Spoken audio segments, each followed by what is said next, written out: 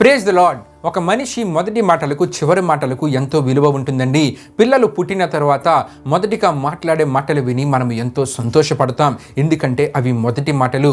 అయితే అదే రీతిలో ఒక వ్యక్తి మరణ పడకపై ఉన్నప్పుడు అతడు ఏమి మాట్లాడతాడనే విషయాలు విని వాటికి కూడా ఎంతో ప్రాముఖ్యతనిస్తాం, ఎందుకంటే అవి చివరి మాటలండి. ఆ రీతిగానే యేసుక్రీస్తు వారు ఎన్ని మాటలు చెప్పినా సరే చివరి క్షణంలో సిలువపై పలికిన 7 మాటలు ఎంతో ప్రాముఖ్యమైనవి. అందులో ఆయన సిలువపై పలికిన 7వ మాట మరింత ప్రాముఖ్యమైనదండి. ఇంతకీ యేసుక్రీస్తు వారి సిలువపై పలికిన 7వ మాట ఏమిటంటే లూకా సువార్త 23వ అధ్యాయము 46వ వచనంలో చూసుకుంటే గనుక, అప్పుడు యేసు గొప్ప శబ్దముతో కేకవేసి, తండ్రి నీ చేతికి నా ఆత్మను అప్పగించుకొనుచున్నానెను.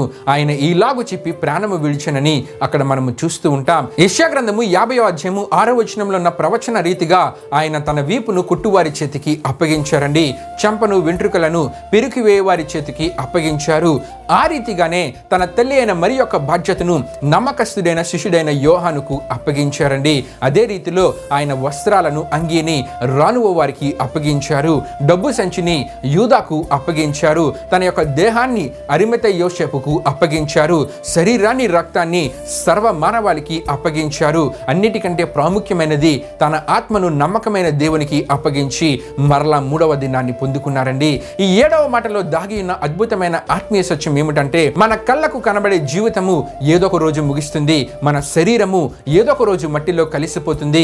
కానీ మారని సత్యం ఏమిటంటే ఆత్మకు మరణం లేదు, ఆత్మ శాశ్వతము జీవిస్తుందండి. ఎందుకంటే ఆత్మ దేవుని ఊపిరి ద్వారా మనకు అనుగ్రహించబడింది.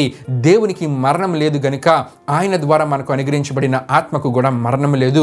గనుకనే ప్రతి ఆత్మ నిత్య నరకంలోనికి వెళ్లకుండా నిత్య జీవంలోనికి చేర్చబడడానికి యేసుక్రీస్తు వారు మన పాపాల స్థానంలో సిలువపై శిక్షను అనుభవించారు. కాబట్టి పేతురు రాసిన మొదటి పత్రిక 4వ అధ్యాయం 19వ వచనంలో ఉన్నట్లు నమ్మకమైన సృష్టికర్తకు మన ఆత్మను అప్పగించుకోవాలండి. ఎందుకంటే ఈ లోకములో ఉన్న వాటిని మనం ఎంత పట్టుకున్నా ఏదో ఒక రోజు వాటిని వదిలిపోవలసిందే. కానీ దేవునికి అప్పగించిన జీవితము ఎన్నటికీ నష్టపోదండి. మన ఆత్మ ఎక్కడికి వెళ్తుందనేది మన నిర్ణయం మీదనే ఆధారపడి ఉంది. కాబట్టి ఈ రోజు నిండైనా భయముతో కాదు, సందేహముతో కాదు, పూర్తి విశ్వాసముతో మనం ఈ విధంగా చెప్పగలగాలి, ప్రభువా నా జీవితాన్ని, నా ఆత్మను నీ చేతికి అప్పగిస్తున్నానని. అప్పుడే మన జీవితము భయముతో కాదండి, సమాధానముతో ముగుస్తుంది. ఆమేన్.